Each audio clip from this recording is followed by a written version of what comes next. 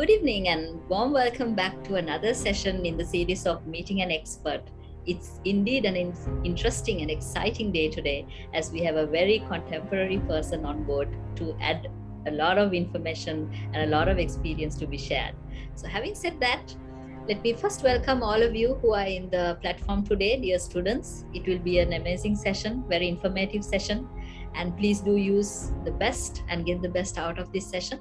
So welcoming you on board for our session today. And on top of that, we also warmly welcome all our counterpart university members who are joining from different platforms. And a warm welcome to all our delegates who are joining us from around the world. And as Asia Pacific Institute of Information Sri Lanka, we are very honored that all of you are with us today. So having said that, let's now listen to our chairman of APIT Sri Lanka, Mr. Bandula Egodage, to share his expressions to start off with the session. Chairman, over to you. Kaushali, thank you very much. Good evening to everybody. First of all, on behalf of our CEO, Mr. Roshan Egodage, and Board of Directors, let me welcome Mr. Geoffrey Alagaratnam. Today, actually, really an opinion leader in law segment. It is going to be a very interesting discussion. I'm 100% confident about that. So, firstly, I would like to welcome you for the most important event. And also, I would like to say big thank you for your time and being with us today. So, sir, this is one of the Dr. Rohanta Tuporala's initiatives. This is one of the series, but I'm sure this is something unique with regard to the law segment, because many opinion leaders came at the CEO's forum. If I'm not mistaken, we have done over 40, 50 leaders. Think that this is something unique. I first request is for all my students, please make use of this opportunity. This is you are meeting another legend here for the law side, and you are getting a very rare opportunity to directly interact with you, sir, Mr. Alagaratnam. So therefore, I first request is for my students to get the maximum out of this your time during 1 hour or whatever the time that you are spending. This is the first request. And for sir and for everyone's information, APIT is basically known as a quality educational institute, and 100% sure about the academic excellence. Whoever who is joining for APIT, end of the day, you are going as a good graduate and the employable graduate. But today, we basically expect more than that. We want to have your extracurricular activities. We want to go beyond your academic excellence. Always we need to see you as the future leaders. And we want to be not only the academic guy, we want to be some respective person for the society. So that is the whole objective why we are bringing personalities like you in this forum. This session is basically open for many ambassadors outside, our students, the fraternity, and also our lecturers. So many people are listening, but all, especially our children, they get a very fantastic opportunity to interact with you. That's our main objective. So without further doing and not taking you much of time, once again, thank you very much for being with us, and wish all you for the very good webinar and the session right now. So thank you very much, Kaushali and Dr. Rohanta. Over to you, sir. Thank you very much, Chairman. And it's actually an honor to introduce our speaker today, a legend in Sri Lanka, as you very rightly said, Geoffrey J.T. Alagaratnam, President's Counsel, past President of the Bar Association of Sri Lanka for 2015-16 and 2016 and 17, was admitted to the bar having passed his final examination at the Sri Lanka Law College with first-class honors. He holds an honors degree in law from the Faculty of Law of the University of Colombo. He counts for 40 years in legal practice. He practices in the original and the appellate courts of Sri Lanka, specializing in industrial, corporate, banking, and intellectual property law, and engages in advisory practice in industrial and commercial transactions, among others. He has also practiced before statutory authorities, bodies, and commercial arbitral tribunals, He has taken a keen interest in the area of public law and is actively involved in public interest litigation and issues of constitutional law and governance. Geoffrey Alagaratnam possesses a management background as well, having also followed the global leadership program conducted by INSEAD in collaboration with Institute of Chartered Accountants of Sri Lanka. He is a director in the Law and Society Trust and a member of the Center for Study for Human Rights, that is CSHR, University of Colombo, Faculty of Law, and a member of the Faculty of Board of Faculty of Law. He has examined and lectured at the Faculty of Law of the University of Colombo and lectured for LLM programs conducted by the Faculty of Law of the University of Colombo. My teacher, mentor, and someone I really look up to, Geoffrey Alagaratnam, will be talking to us about governance and administration. So over to you, sir. Thank you very much. Thank you very much for those kind introductions.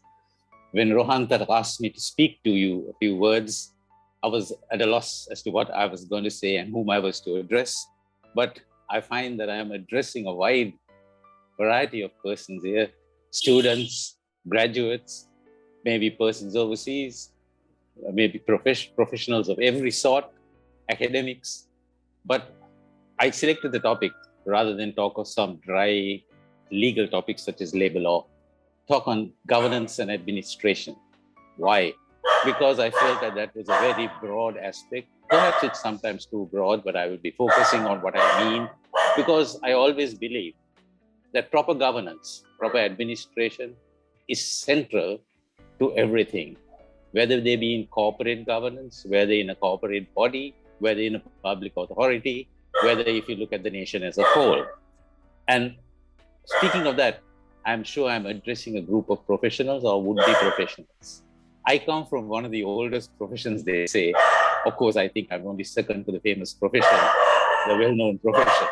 But I suppose we are almost equated to that profession because they say the law is sometimes an ass. Sometimes they say the law is like a prostitute or a harlot, where persons of different, can take different views from different things. On the same point, you can argue the contrary. So as far as I'm concerned, the law, they may say is an ass. I'm sorry if there is, my dog downstairs is disturbing you.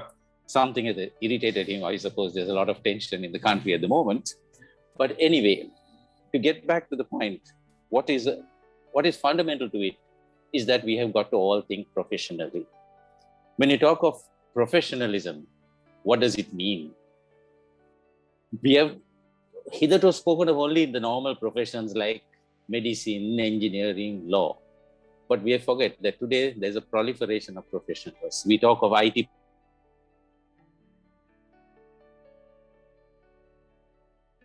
professionals. And therefore, what is important to a profession is unlike what you would call a business in the traditional sense. A profession depends on several things: competence, integrity, values, and professions are governed by certain codes of ethics, most professions. Whereas hitherto we thought a business was only profit-based and was mainly interested in making profits. Today we know that even a business looks at CSR. It's not something that is purely profits. There are various aspects that come into corporate governance, and it's very elaborate on corporate governance. So in that sense, even companies or business entities are not solely looked upon today anymore as something that involves merely profit making and more money. And so we come back to professional. Now, we comprise, you and I comprise what you would call the professions of society who go out into the various spheres, whether it's the corporate sector, private, the public corporate sector, whether it's in governmental or public corporations or any other field. And therefore, there is something central to what we do. Because as professionals, it's not merely our competence making money. There is something more fundamental. That is, okay, your integrity, your ability, but the aspect of service. Are we worthy of the society in which we work? Are we worthy of the values we stand for? Do our values impact on society? does it snowball into an overall effect in having a resounding effect on what we call society? So governance and administration is critical, whether it comes to a private company, a public company, whether it comes to the state. And therefore, what I would like to emphasize is that it is a wide concept and something that has to be looked at very seriously. And how much are we up to it? That is the question I would like to pose you and even myself. How have we contributed to make our circumstances, the society better? What have been our objectives? I appreciate that as young professionals, all of us as young undergraduates, we look for stability, a future, recognition, success, achievement, all that is well and good. But there comes a time when we got to realize that what is all this aimed at? Is it merely a selfish goal, merely a self-serving venture, or where are we heading? And so therefore, if you look at corporate governance, for example, the emphasis today in corporate governance, you of course have the launch of the Code of Best Practices on Corporate Governance, which was done in 2013. And that was by the Chartered Association of Chartered Accountants of Sri Lanka. Now that set out various criteria, which I think is very relevant for our society. This ceremonial launch of the Code of Best Corporate Practice on Corporate Governance had very eminent people there, including, in fact, Mr. Nivad Cabral, who is now going to be the governor of the central bank. So it's surrounded with controversy. But then I have always said that I've always believed people will say a lot of things. Do as they say, but don't do as they do. But if you look at the Code of Best Practices on Corporate Governance, that gives you an idea. It's a microcosm of what we should expect in the larger society. The Code of Best Practices, okay, it's applicable to listed companies, public large companies. It's best adopted by even smaller companies at a different scale. And shouldn't it be something that should also pervade and be applicable to the public sector? Because you have the essence of the Code of Corporate Governance is that there should be competent people at the top. Look at, for example, the company. Do you have directors who have no conflict of interest, no self-serving purpose, who are competent, who are looking at the welfare of the company and all stakeholders? So are the directors only looking after themselves? They are entitled to their remuneration. Of course, entrepreneurship is entitled to its rewards, but can it be excessive? What about the competing tensions? What are the competing tensions in a company? The interests of the directors, they are the policymakers of the company, the interests of the employees, the interests of the shareholders, sustainable growth, the interests of society, environment. How much does the corporation contribute, or a body or an entity, a business body contribute to the good of society? Is it only interested in depleting the reserves, depleting and not looking in? Because what we fail to understand is that a lot of these things which are embodied in the Code of Best Practices on Corporate Governance are just symbolic of what should be overall and should be looked at as a holistic policy. For example, who have directors, third-party transactions, conflict of interest, all these things, and they are regular, the review of their conduct. You have non-executive directors on a board who have no real direct involvement in the company, but who look at it objectively. Shareholders, sometimes shareholders fight, why haven't we got enough dividends? Are the directors pocketing too much money? Are they farming too much into capital reserves? Why is the company looking at environmental implications, doing CSR to develop the neighboring surroundings? Because the principle is, in any venture, in any function, there are implications and consequences for everything around us. Are we conscious of it? As professionals, you and I, what have we contributed? And so that is why corporate governance is merely and gives you an idea of what really we should expect in society as a whole. And further, because you see, we are only, as someone said, passing through this way once.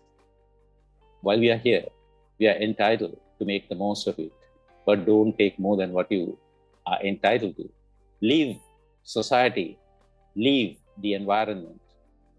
If not as it was, at least better leave it better than what it was when you first found it.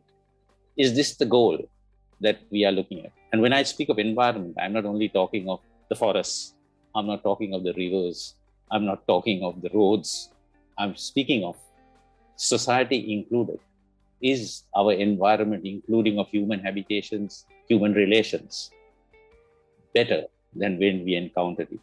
What have we done? And this is where I feel that a lot of us have lost sight of what governance and administration is all about. As a lawyer, what is closest to my heart is the fact that we have always lost sight of the fact that Sri Lanka is a democracy. What is a democracy? The democracy is that it should be ruled by the people. Can we have a democracy where it's only ruled by a few? Our constitution says we are a democracy. Our constitution says that it's the people who are sovereign. What do you mean by sovereignty? What is sovereignty? Sovereignty really is a Western concept brought from abroad by the kings, kingdom, maybe it's more British concept. But what it really means is that it is the citizens of the country, the people who are supreme. The rulers or the people who are running government or the executive or the judiciary are only holding positions in trust for the people. They have to discharge their functions in trust. They are not here on their own accord to do what they want for themselves. And towards this, have we as members of the society realized our full potential? Have we contributed to it? Have we made a level playing field? And have we looked at the need for our rulers and our, say, the policy setters to be independent persons and also to deliver on the aspect of what they have promised to? And how do we call people to account? Whether in our company, we call the directors to account, the shareholders, they have a vital role, whether the shareholders' interests are balanced with the rights of the employees, the directors, the environment. So you see, there is an interplay of various forces.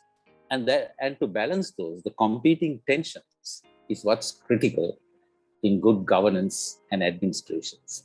Transfer that to the national level. See whether we have got what we want. As recently, our PM at a interreligious faith dialogue has quoted from Devanambia Tissa, who says when he was hunting, and I think it was Arahat Mind that told him, you cannot destroy the forests because you're only a trustee. These assets, nature, the environment, is something we hold in trust for future generations. We don't own it. And we have to therefore look after it. We have to nurture it. We are entitled to what is reasonably expected or can be expected for our own use. But you cannot use it as though you own it. None of us own what we are, own the treasures, the wealth of the country. This is something very fundamental. And so I have been very much concerned with the need for all of us as citizens to realize that there is something more than merely our day-to-day jobs, our day-to-day aspirations, our day-to-day successes, our achievements, and maybe the fact that a certain amount of self-satisfaction. As professionals, do we stand for what is right? Do we stand for what is fair? What brings about equality among all? What protects the interests of everybody? This is the long-term goal. And shouldn't that be something that infuses us in our thinking in anything we do? You have various movements like the Rotary and all their mottos, which all talk of this. But how much is it deeply ingrained in us so that we have a great responsibility, not merely to our profession, not merely to our companies or our organizations we serve, but to see how we impact and how we contribute overall to what's happening. And therefore, even as businessmen, one of the central questions I have always had is, do we realize how powerful businesses are? Do we realize their importance to the national economy? Do businesses ensure a level playing field for all? What about our chambers? We have the Chamber of Commerce. We have various forms of chambers which look after the interests of businesses. Is there a level playing field for everyone? There is the dangerous trend today in all countries of what you call rogue businesses, dictating to those in power who are, after all, in power only for the people, the policies, and who are there for their own privileges because they finance the governments. So now, are these things that should be accepted? What have our chambers done? What have our businesses done? Don't we realize the importance of business organizations and other organizations in calling our, shall we say, I don't know where you call it, I don't use the word rulers, the persons we have entrusted the governance of the country to ensure a level playing field? Because don't you realize that you may take advantages today, it may be unequal, but okay, we live in a Buddhist country, we talk of karma. Our evils will come back to us. And the sad thing is, it's not only going to visit us, it's going to have a long-lasting and long-term impact on the good of the country. So that what have we done as individuals? Doesn't mean that one has to think of shouting from the rooftops. But have we realized the importance of our Constitution? As a lawyer, that's something close to my heart. Everybody thinks constitutional law, constitutionalism is for this big talk, these academicians, and it is of no concern to the ordinary man on the street or to you and I who have a lot of pressures, day-to-day life, living hand-to-mouth existence, finding our food, finding our gas, finding things like that. So that what we have to realize is that we have to awaken to the fact of what is constitutionalism. Constitutionalism is not something in a document that is argued in parliament or in a court of law. It is the foundation. It is the basic, as my good teacher of a different avatar, Professor G.L.P. would say, it is the foundation stone, the Constitution, and everything flows from it. If the Constitution is faulty, everything else is shaky. And of course, constitutions can never be perfect. We have to move towards a certain level of perfection. And talking of our Constitution is called a democracy. A democracy, as I told you, is essentially emphasis on the people, not on parliament or the executive or the judiciary, which are only there to serve and who represent the people, who put them there to work in trust as serving the people, not as lords in their own right. Now, how often and how have we been able to ensure that those people are called to account just as much as you call to account a director in a company? Have we done enough to put in place processes and institutions which cannot be tampered with at the whims and fancies of those to whom we have entrusted governance? Processes and institutions. Talk of institutions like the public service, whether it's the foreign service, whether it's the police, whether it's the judiciary. How confident are we that those are institutions which are bound to serve us, are not subject to manipulation and tampering by persons for the limited gain? Of course, we are a democracy, but are we really a democracy today? As Churchill said, democracy is a bad form of government, one of the worst form of government next to the others. So it will always, democracy will have its weaknesses, but by and large, isn't it the best of the several alternatives? That is where I sometimes feel that we don't realize we talk of having dictators, strong men, but we forget what Abraham Lincoln said.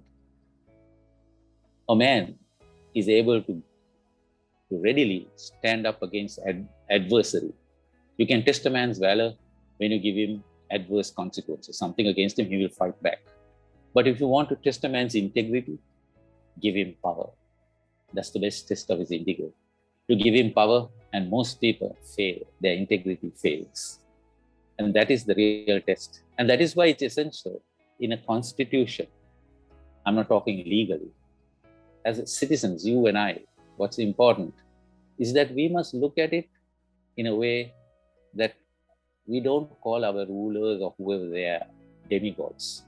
They are only our representatives to serve the country in keeping with standards of fairness, objectivity, equality. Talking of equality, we talk of human rights. Human rights, everybody thinks is some Western imposition on us. Maybe the West has purified it, but we forget. If you look at great thinkers like Christopher Veeramandri, C.G. Veeramandri, who was on the World Court, one of our greatest jurists, he analyzes how human rights, though not used by that or not referred to by that label, is very much part of our culture in every religion, whether it's Hinduism, Islam, Christianity, Buddhism. Buddhism is more strict. It has severe respect for all forms of life.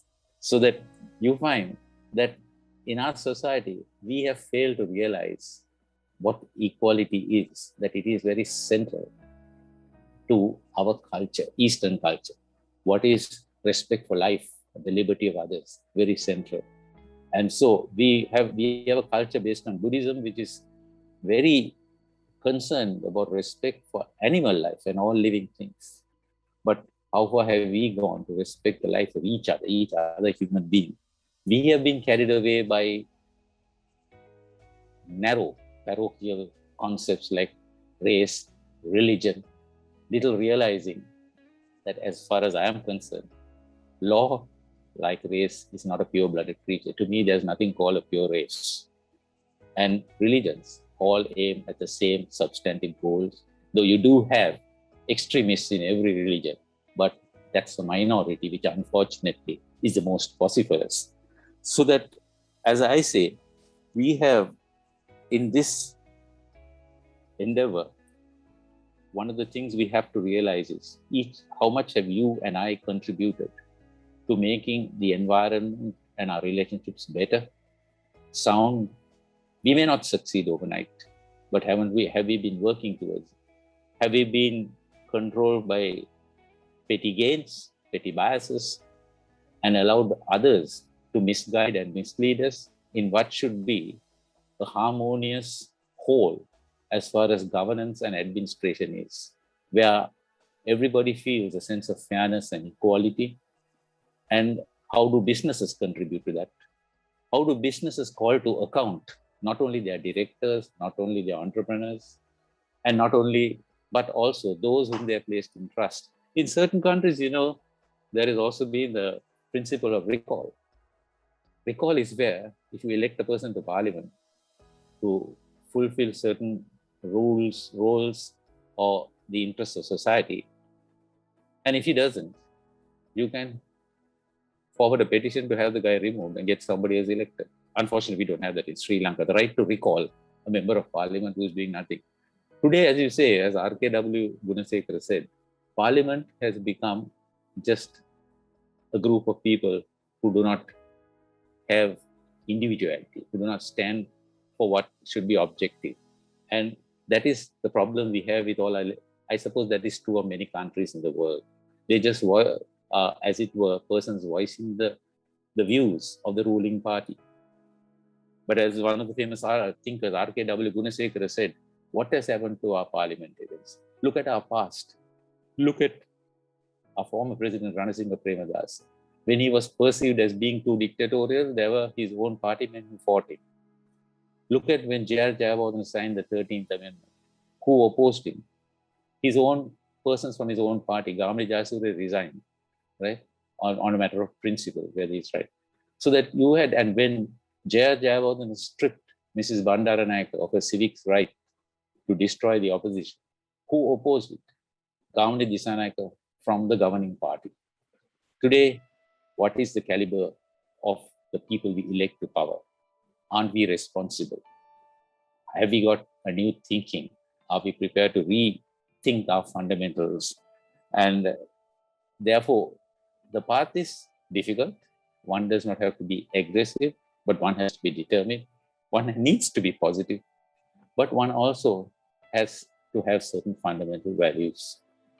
Ethics, objectivity, and fairness. That's fundamental to our roles, whether it be as professionals in business, professionals in the different professions, or even in governance and administration. So that governance and administration is at the root of everything, be it nationally, be it in the corporate sector or the government sector, and whether we have put in place proper institutions and processes which cannot be easily tampered with. How far have we worked for it? And as I said, a lot of us young people want success quickly. Well, that's forgivable. But shortcuts to success are short-lived. Success doesn't mean getting a success hook or by crook. I don't know how many of you have heard of this guy, Ronnie Pires, who was at John Keel's, who has been in the international sphere in South African countries, who worked for a leading conglomerate in South Africa. And he narrates his life story when he was a young accountant with just 2 little children in South Africa, when his boss wanted him to do something which he perceived as unethical. He refused. He lost his job. But he's proud of it. He survived. He overcame it. He received another job in the same place, in the same country, not in the same company. And he ended up in one of the top blue chip companies in Sri Lanka. So the question is, how much are we prepared to sacrifice? How much are we prepared to go through hardship? How much are we prepared to stand up for what is good nationally and in our own spheres? That is fundamental. All learning is good. Ambition is good. What you need is good. But unless we wake up to what the long-term goals should be and what the long-term requirements of society should be, we cannot be, as I would say, assured that we are leaving behind a society or a country which will benefit others for generations to come. It's our responsibility, you and I, and you do not want to be cursed by subsequent generations for destroying this beautiful country which we have. I don't think you can find a nicer country with such variety, such beauty, such natural resources within such a limited space and area, where all religions, all races lived in harmony. What do we have today? What can we do about it? At the root of it all is the need for governance, proper administration, rooted in objectivity, fairness, equality, and respect for each other. This can only be ensured if we always strive. We will never succeed overnight. Strive and yearn for putting in place institutions. When I say institutions, I'm not talking about parliament or the executive or the cabinet. The judiciary is institutions like the judiciary, because after all, the judiciary is a last bastion of what is right and wrong, which upholds the rights of the people, which sorts out the rights between state and citizen, between citizen and citizen. So unless we have a strong judiciary, which is independent, objective, and accountable, of course, and the strong public service, the police, the foreign service, we are not going to go very far, and we'll end up in this morass. So may I leave you with these thoughts, hoping that I have, as it were, if I may say, provoked you at least to look at the importance, not merely from our smaller situations or our limited circumstances, look at the impact of good governance and administration and what it should be overall for the betterment of society and our country. And we will always have aberrations. We will always have the negatives, but we have to work towards overcoming it, reducing the negatives and ensuring that we could proudly say that, for example, though I know there are others maybe overseas listening to us, that we are truly Sri Lankans and proud of our country. thank you for this opportunity. It was a pleasure speaking to you. And I thought I should share with you what's closest to my heart, being a lawyer, because of its impact it has on everybody, the country as a whole, and for generations to come. And I firmly believe that we have to not merely look at our individual particular situations, but there are times when we are called upon, even after our initial years when we are battling with our stability, to look at the long-term goals and the requirements of all around, and particularly the needs of our country. Thank you very much. Thank you very much, sir, and appreciate sincerely for your very frank thoughts. There are a whole heap of questions coming from the MBA class, and I'll share a few of them. There is a question coming from the MBA graduate, he's Gayan, and he's actually the head of marketing and branding. And his question is that,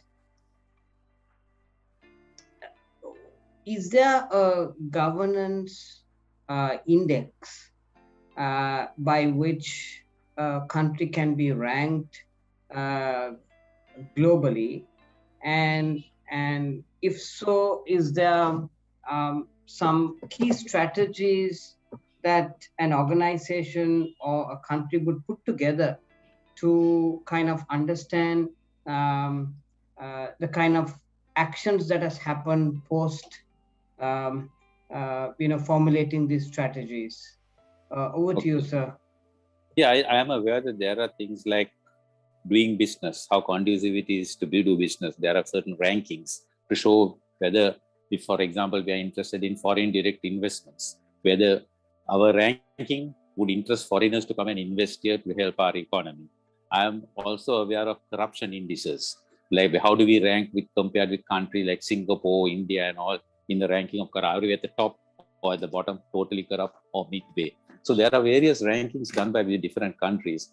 Governance index proper, I am unaware of whether there is, but these could be put together. Of course, in Sri Lanka, they were talking of governance index for parliamentarians, the rules of ethics, which has not seen the light of day. And also they have been talking of in locally for judicial conduct and ethics, which has not been yet promulgated. So whether judges have a code of ethics is also a big question mark. But overall, a governance index, there are various studies that have been done by various organizations to show whether the governance is faulty or shaky or whether there is lacking proper governance. But I am unaware of whether there is a specific authoritative index to look at individual countries and say that these fall short of, or that this could be improved, or it's wanting in these areas. So the question is a very interesting question coming from a person who is actually into the digital space, and his question is that right now Sri Lanka is in the UNHCR, and a question mark is been put on the governance of the country, and that will have an impact about GSP plus, and of course GSP plus is linked to apparel exports. So the question is that, is there some way that the private sector can support such issues that the government has not been able to address for years? Well, I don't know, because what happens, it all depends on the private sector. I think private sector is a powerful lobby. It's a powerful lobby in all countries, not only in Sri Lanka. But whether the private sector is divided is my question, because you find the common accusations against the private sector is when governments change, you have a privileged lot of entrepreneurs who are linked to certain political parties, who as it were maybe are responsible for some financing and who are also trying to call the shots on the policy, so that the rules, the amnesties or the laws that are passed will favor those privileged few. So the question is whether the corporate sector is like a sleeping giant. Especially, I know that the Chamber of Commerce did something, because before the last presidential election, the Chamber of Commerce did put out a 5-year plan and gave certain indices of how administration, finances, and things should be handled by any government worthy of its salt in the interest of the company. But I think that is shelved somewhere. So the private sector has to work more on the unity and call for the persons who are entrusted with guiding the destiny of the country to take a more rational approach and a more objective approach. So, but unfortunately, the private sector, in my opinion, has not been effective enough. But I don't think the private sector can do it alone, because sometimes what happens, our people, also the general public, are suspect of businesses because they say business is only making money, exploiting everybody, and therefore nobody links with the private sector. But the private sector has to team up with vital stakeholders of society to get more trust as far as, so that those can be done. Because unfortunately, a government based on ethno-nationalism or ethno-racism is not going to help the country in the long run. There has to be a certain accommodation of all thinkings and all cultures. So that is a narrow way. It can be popular, but that is not going to be in the interest. And so I think there's a lot that the private sector can do, but it needs other stakeholders too, and there is more to be done. So, but I think at the moment the private sector is divided to a certain extent, and it's not enough trust. Doesn't call the powers that be to account. So, thank you, sir. There is a very interesting question which has been asked. I'm not sure whether you would like to answer this question, but the question is, one of the biggest frauds of the world was when the Central Bank of Sri Lanka was looted. So he's asking, what can the judiciary system do when one of the key accused remain to be even after Interpol summons, he refuses to heed the request. So how does the legal framework work in such a situation? Of course, if you look at our judiciary, even if our judiciary is independent, our judiciary cannot operate outside the territorial borders of Sri Lanka. We can't arrest a fellow who is in India, because the jurisdiction of the Supreme Court, the District Court, or the Magistrates Court is within the four corners of our island nation.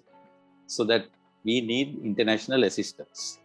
And maybe international assistance, it depends. I don't know, this so-called fraud, this person who is away. I think central bank fraud has, in 2015, and as you see the recent report, it is something that has been continuing from 2012. Those are the factors that have come out. So it's not something that only, it was a fraud in 2015, definitely a colossal fraud, but it was not something that popped up in 2015. It has been throughout from 2012. That's what reports have confirmed now. But the point is, this person in hiding, unfortunately, you realize that unless there is support from international players like foreign governments, international assistance, you can't, because international law, even like the UN, people criticize the UN, whether it has enough teeth to monitor, whether it's a watchdog or whether it's biased. Also, those are various allegations against foreign bodies.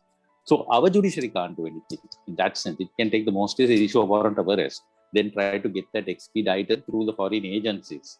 And therefore, you need a lot of international clout, maybe from other countries. If we have a clean governance and we have certain fair laws and know that the person will get a fair trial, to get pressure to be placed on international governments and organizations, because there is unfortunately no authority that can bind. International law is not like local law, where local law can lock a fellow off if he doesn't follow. International law is not, though it is in some ways effective because it can block trade, it can block certain facilities, deny visas, but it doesn't have the type of, shall we say, punishment mechanisms like the local laws. So that is perhaps an aspect of the weakness of international organizations, which can protect. That's why you had, even during the Second World War, people hiding in South America and various places who are caught after years after committing mass-scale murder. So international law has a long way to go that way, but I suppose it depends on the status of if we were respected as giving a fair trial as a truly clean country, there would be more coercive influence by foreign bodies to ensure that this person who has committed a fraud is brought back for a fair trial, and to make sure that justice is done by the country and society. Thank you, sir. There's a very interesting question which has been posed based on the Easter attack. And the question is that why doesn't the law be used on the heads of state if there is an allegation? Is there a protection for a head of state? No, you know that, of course, there is immunity. If you're talking of the head of state, I don't know, maybe you're referring to the president of Sri Lanka. If you're referring to him, if you realize the immunity, because there was a judgment by at the time when the Supreme Court was quite independent and strong, there was a judgment by Justice Mark Fernando, which said the immunity is only while you hold office. So if you are a president of Sri Lanka for 4 or 5 years, obviously because you're the president, you cannot be prosecuted and charged. The moment you leave office, you can. But fortunately, after the 19th Amendment, and notwithstanding the 20th Amendment, you can challenge any of the president's actions on fundamental rights, violating your right to equality or human rights. And you might be able to get damages and compensation if, for example, because of the president's actions, something wrong has been done to you. But president can be made accountable criminally after he leaves office. Okay? And he can be sued even in a civil court for damages after he leaves office. And what prescription, time bar. Normally, you must file an action within a certain number of years, otherwise your action is dead. If you look at the Constitution, the time bar does not cover the period when he was in office. The time starts to run the moment he ceases to be in office. So if a president ceases to be in office in 2020, the years start being counted from them. So if he was a president from 95 to 2000, that is not taken into consideration to see whether you're coming into court late. You see? So there is no absolute immunity. Immunity is only for the office, not for the person, and only as long as he holds that office. So there are, and the Easter Sunday, of course, the question is impunity. Whether there is a thorough investigation, that is something that is being canvassed by a lot of people, including the Cardinal now, who is being attacked by everybody. Because it's not merely the Easter Sunday. There's a history of impunities. Look at things like, okay, the JVP, the massacres of the JVP. Look at the 83 violence. Look at various things repeatedly. The last time we heard that a person had to reckon with wrongdoings was the Krishanti Kumarasamy case, where there was a murder of a Tamil girl. Before that, we had the beauty queen, the Katargama beauty queen, Manamperi case, where Alfred Vijayasuriya was sent to jail for murdering a JVP activist. So accountability, impunity. I'm not saying that, for example, I'm not saying that all our armed forces are evil or thugs. No, there are maybe a few people who have done some excesses, maybe because they are mentally deranged or got carried away or whatever it is. But unless there is clear finding of the truth and accountability, impunity will continue in our society. People will think that they can get away with it. So as far as accountability is concerned, everybody is accountable, including the president of Sri Lanka. Thank you, sir. Question coming in from one of the undergraduates saying, during the pandemic, can an organization reduce one's salary? And how does the law work on this? Well, that's an interesting question. Thank you for it, because it has various dimensions to it. But of course, it would depend, because that's why I say very often law is based on the facts of the case, because what are the circumstances? Because if you, for example, I'm running a garment factory, there is a pandemic, suddenly my orders are cancelled. Okay, I have no work. Now I have a whole labor force. Now there are two aspects that come into play. There's the humanitarian aspect. We can't put the workers on the streets. Okay, but at the same time, can an employer say something has happened that has brought my business to naught? I don't know whether talking legally, there's what you call frustration. Frustration is where, due to certain circumstances, not within the control of anybody in particular, something happens which destroys the whole basis of a relationship. So, like the pandemic is not something created by the employee or the employer, but the pandemic has come to destroy the whole employer-employee relationship and the whole company's work basis. So, to take a thing, I'm closing my factory, I have no work. I'll call you back when I am in that situation. I'll call you back when I have my work. I'm sorry, because I'm not terminating you, because there's no work for me to give you, right? So it's not termination, it's frustration. Things have come to an end beyond my control. But where an employer says, let's try to work it, let's look for better times, let's therefore, so it's a question to be negotiated. I would advise employers and employees not to exploit this situation to prejudice the employee, but there should be some via media, because this is a situation that the law did not anticipate. The government or the state is unable to provide relief to workers who lose their jobs overnight. An employer can maybe legitimately in some situations argue, what do you expect me to do? I am not to blame, I have no work, you want me to pay people from what money? I may have accumulated profits, but that doesn't mean I pay out of accumulated profits. I have to be a running business.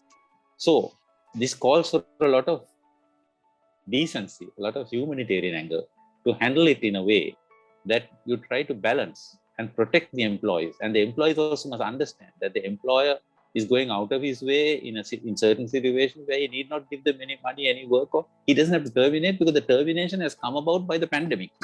Okay, so that those are labor questions. So those are matters which best negotiated. I think the Employers Federation and the Labor Commission are negotiated and said, okay, you can pay this guy so much, try to review it in 4 months, review it in another 6 months and increase it, because we appreciate that you are keeping them though you have no work, though you have no cash flow. Okay, you're going on your reserves, but so we hope, and then we'll review it. I hope I have sufficiently clarified. Yes, I think it's very well done, sir. Thank you very much. There's a question coming from Ruth. She's based in Seychelles. A wonderful session. My question is as follows. In a democratic state where the people have voice, my belief is that with the voice comes responsibility, and I believe there's a gap or lack in Sri Lanka.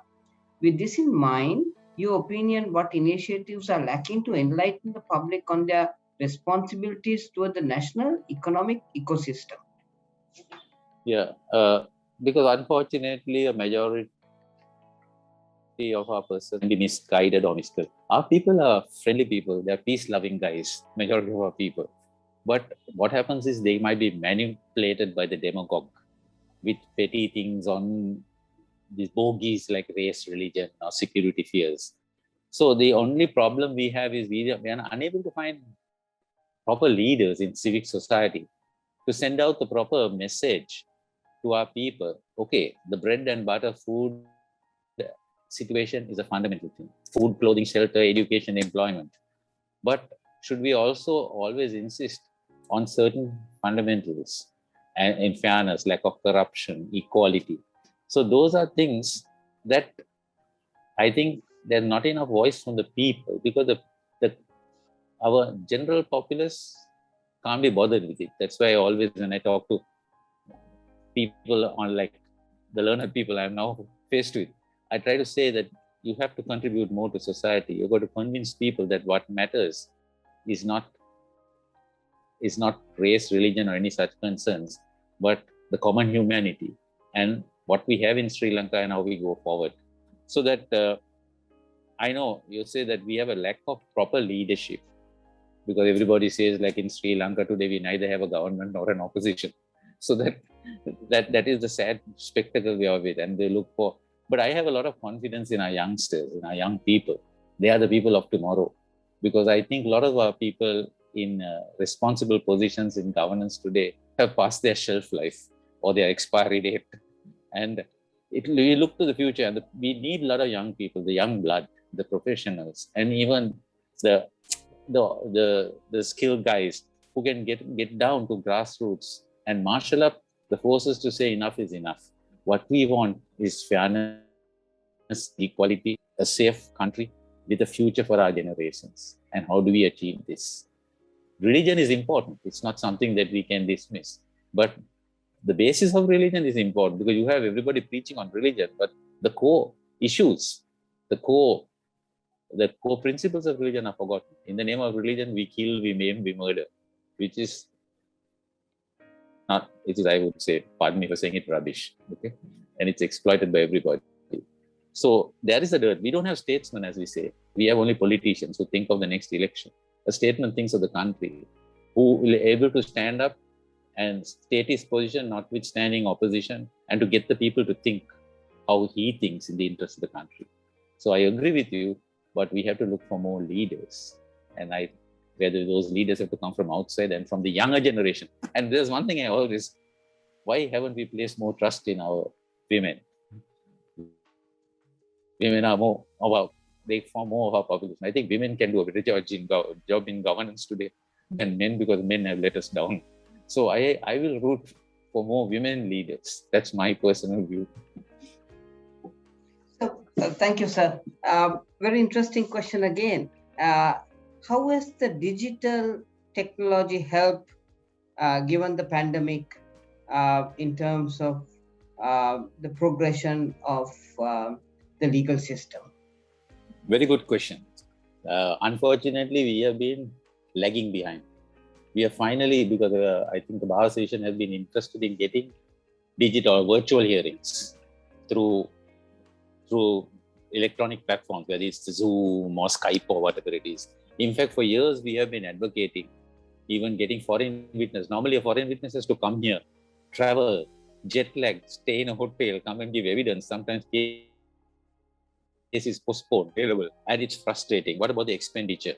So that we have got, thanks to the pandemic, now we are thinking of digital hearings, virtual hearings. And we have been slow, because if you look at India started it last year, just within few months of the pandemic. It is not a question of finances. I think finances are something we can always find for this type of thing. But it has to be done. The Supreme Court has been a little backward on that issue. But I think it should be done, because pandemic or no pandemic, that is the way for the future. Look at the costs you save. Look at the time, because when a witness, for example, we have had digital hearings in some cases where I had to cross-examine a witness from Saudi Arabia, another witness from Canada. Now that guy was a top executive. If he had to come to Sri Lanka, he'll have to take leave. He'll have to travel, face jet lag, be in a hotel. He's away from his home base. Manpower lost. Just for my questioning him for about 3 hours. Okay. Here from his office, he took off time. He came on. Of course, we have to be sure that those are foolproof mechanisms where there is no tampering with evidence. That's a different thing altogether.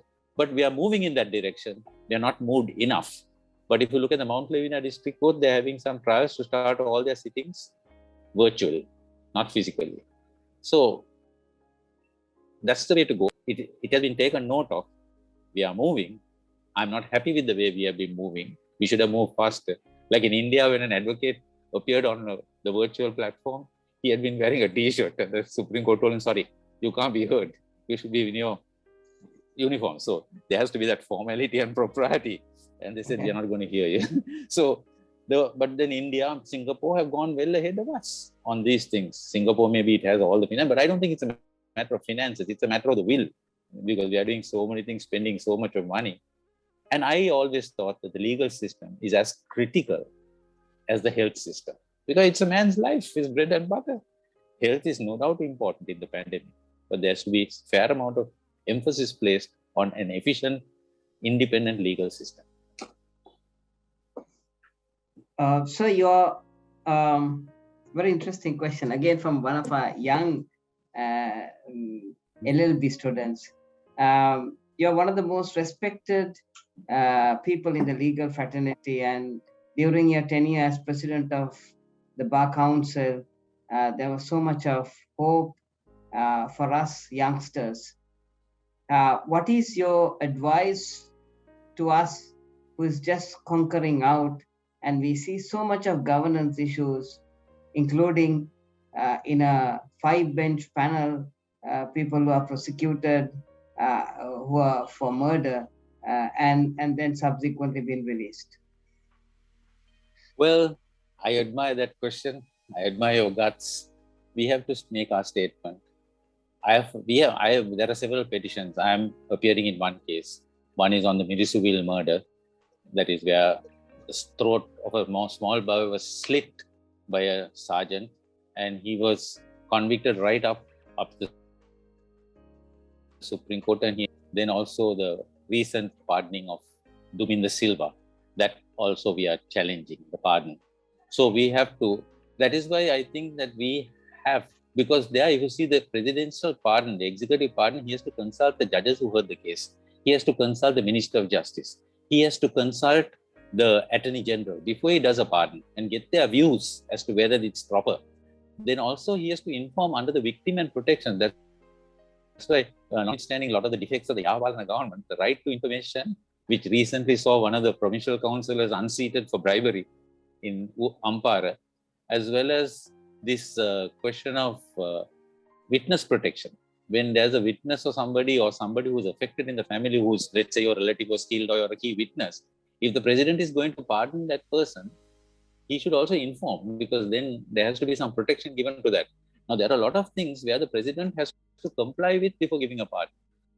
So those can be challenged under fundamental rights, because fortunately the 19th Amendment says that if there's an arbitrary act of the president, like how we challenge the unconstitutional dissolution of parliament, and we succeeded there, where Maithripala Sirisena dissolved parliament or appointed someone else instead of the incumbent prime minister.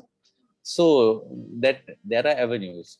I mean, we may not succeed all the time. That's why it depends on the Supreme Court, depends on how independent and strong and fearless the Supreme Court is, for which the bar is important. Because a strong bar, you are going to be a member of the bar. You have posed that question. Very good question. Have an independent bar. An independent bar should be a bar without politics, without religion or race.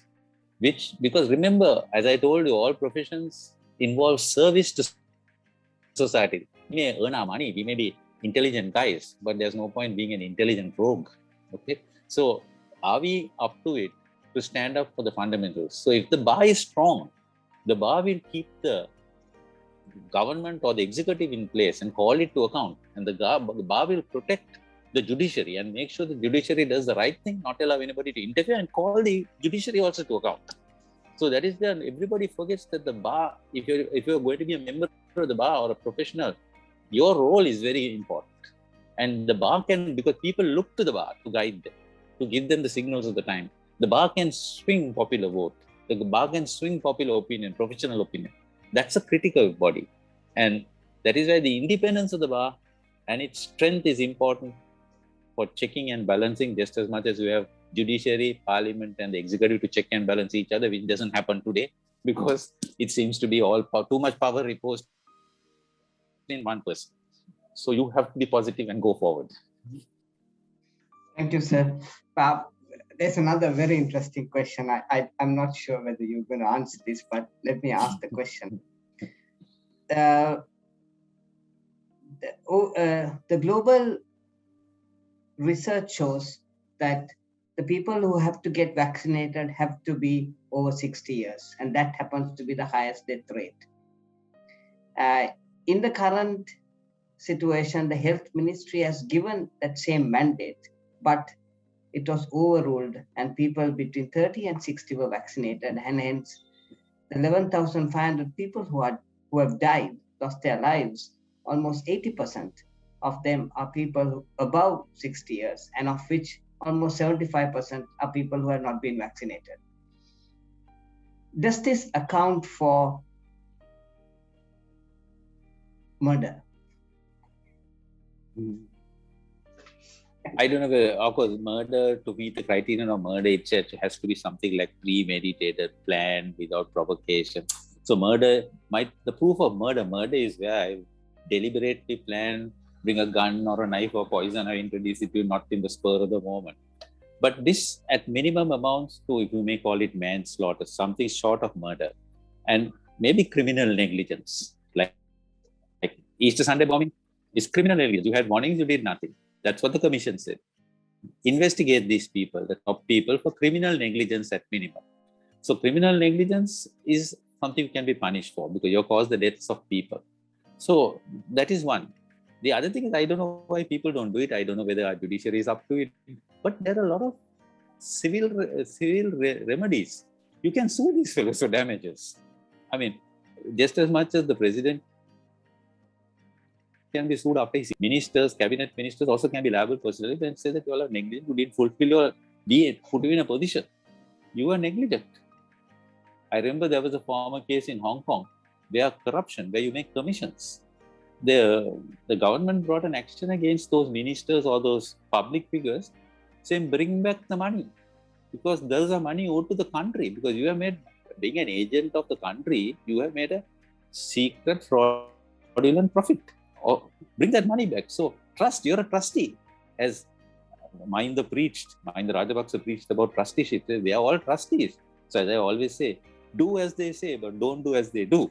But these are gems that come from our leaders. Listen to those gems, but don't follow them. But you follow the gems and see that we are all trustees and you've got to account. So not only, I mean, who wants to put these guys for criminal negligence in jail? We'll have to feed the fellows again in jail with the taxpayers' money. It's better to sue the guys for damages because I've lost my father, my mother, and or somebody like that, or my breadwinner. And I think a case in negligence would be better than, because don't fill up the jail. They will pass COVID on to other people also and sue them for damages. So thank you very much. It's been a fantastic discussion. I mean, it's actually beautiful listening to your the manner in which you always answer. I remember so much how you taught us law so many years back, and that same enthusiasm, that same tone continues. Just a few questions from me personally. The first is, so do you feel that, I mean, how do you, being such a person, has so much of exposure, what is your reaction to COVID virus? I mean,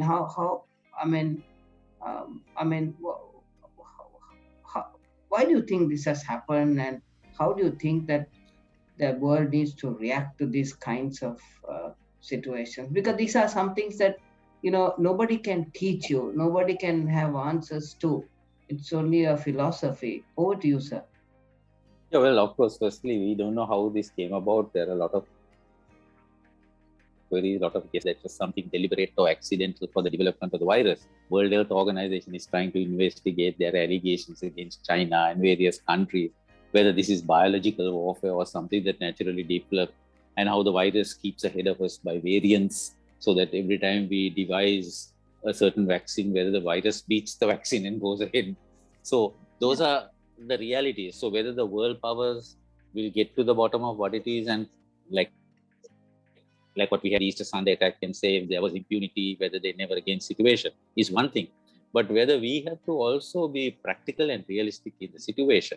Because I feel personally that we have to take certain precautions and try to get along with life. May not be as we had it before, but to find alternative ways of, like we talk of virtual, Zoom, of course, I don't know whether the quality of life, like if you look at university students, after all, sharing, eating, drinking, getting about, sharing experience is part of campus and student life, so that we enrich each other, whether that is possible on these Zoom platforms and virtual platforms, and whether the quality of education is somewhat different or lesser is an arguable thing. But I think we have to face up to it till anybody puts things right. We have to come to a stage where vaccination is the solution and look at it more, whether we can treat it like a common cold and flu, take all precautions against it and get on with our life, because we have to make the most of it and stay positive, not COVID positive, but mentally positive to grapple with this. If our scientists can come about with at some stage, we entirely eradicating it or making it of little or no consequence. So till that day dawns, we have got to battle it in our own way with a lot of discipline, self-restraint, and looking at novel and innovative ways. That's how we look at it. Hoping also that governance and administration will be up to it in getting on top of it. So my final question, sir, is that I don't know whether you had the opportunity. I mean, I know you are very, very busy, but I remember how Congress was interviewing Mark Zuckerberg, and they were asking questions also with the CEO of Google, and asking, is it right for you all to track people's behavior so much that if I were to move my chair, that I have moved my chair, to that extent, because you have the Google Analytics, and you have the ability of. So I mean, my view is that it's not that they have done anything wrong, but it's just that the legal system and the governance system has not developed to the extent of the Googles and the Facebook's development agenda. So now you have a situation where we are questioning the rights of these kinds of institutions. Your view on this, sir? No, you're perfectly right, because technology has advanced, knowledge has gone like leaps and bounds in the last 10 years compared to the last 100 years. So that technically, you may say, okay, technology has allowed, permitted all these are available for through technological advances. But the problem is that as it's a question of governance, administration, and ethics fundamentally, how far? Because if we talk of fundamental rights, my fundamental rights, does it go how far beyond my nose? Okay, like where do we draw the lines? Where do we rein in certain things and say certain things are not on and certain? So that is a global problem that we have, whether it's in governance, parliament, ethics, the extent to which now even the Asanga Jewel WikiLeaks and his leaking of information, sensitive information, was that ethical, or was it in the interest of the public? Was it fair to know everything that was, I mean, it's espionage and all those are being exposed. So the question is whether there can be a global platform to agree on how much is permissible, how much is not, because am I not entitled to a certain minimum privacy of mine? Like now we know also on this, they can analyze what you buy regularly. So they know how to advertise to you. So if you're buying, let's say, Harry Jayawardhan's distillery Arak, because now the foreign liquors are not available, so they will start advertising heavily Arak on your mobile or whatever it is. So those are the type of things, whether that is an invasion of your privacy, and whether you're right, or whether you have become a person who can be manipulated and indirectly controlled through technological advancement. Thus far, and no for this. So are we all ending up as controlled machines to a certain extent? So that is where you need the governance aspect and also the policy makers to set certain guidelines. So which has not been done. Thank you. Unfortunately. Thank you very much, Geoffrey Alagaratnam, President's Counsel, past President of the Bar Association of Sri Lanka. Thank you so much for dedicating your time for the youngsters, and sir, my sincere appreciation. Kaushali, over to you. Thank you very much. Thank you very My much, pleasure. Doctor. Indeed, such an apt, informative, expressive experience sharing session, and I'm sure all our students have wonderfully benefited out of this. And I really want to thank you, sir, for your experience that you shared, which none of our students, or for that matter any one of us, can get from a book by reading a theory. So that is what really matters in this networking platform and giving this opportunity for the students. So thank you so much for your timing. And having said that, we come to the end of another session. Thank you very much. This brings us to the end. So we would like to see you back again in another session. And in the meantime, we always look forward to seeing you in the premises in the university when we are open. So that invitation is there for you at any time. And having that said, we are ending it for the day. So stay safe, and we will meet you back again in another session. Good night for now. Thank you, sir. Bye. Thank you very much. Bye.